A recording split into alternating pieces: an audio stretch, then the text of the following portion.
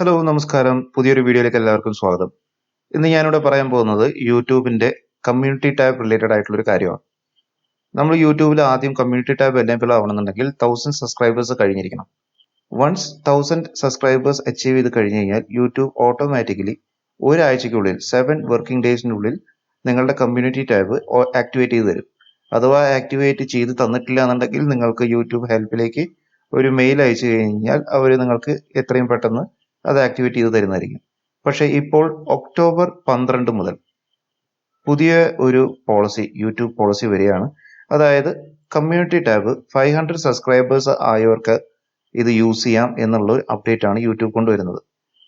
മാത്രമല്ല വരും കാലങ്ങളിൽ ഒരു 6 മാസം കാലം കഴിഞ്ഞു കഴിഞ്ഞാൽ ഈ കമ്മ്യൂണിറ്റി ടാബ് യൂസ് ചെയ്യുന്നതിന് ഇങ്ങനെ ഒരു ക്രൈറ്റീരിയ ഉണ്ടാവത്തില്ല. യൂട്യൂബ് ഈ ഒരു 500 സബ്സ്ക്രൈബേഴ്സ് വേണം എന്നുള്ള ആ ഒരു ക്രൈറ്റീരിയ കൂടി എടുത്തു കളയാൻ പോവുകയാണെന്നാണ് യൂട്യൂബിന്റെ പുതിയൊരു അപ്ഡേറ്റിൽ വരുന്നത്.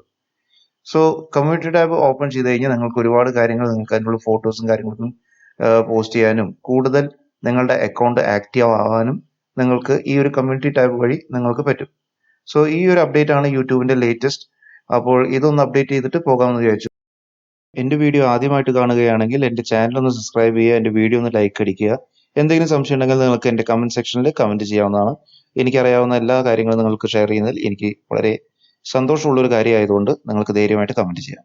അപ്പം മറക്കണ്ട, സബ്സ്ക്രൈബ് ചെയ്തോ, ലൈക്ക് അടിച്ചോ, കമന്റ് ചെയ്തോ. അപ്പോൾ അടുത്ത വീഡിയോയിൽ കാണുന്നത് വരെ ബൈ ബൈ.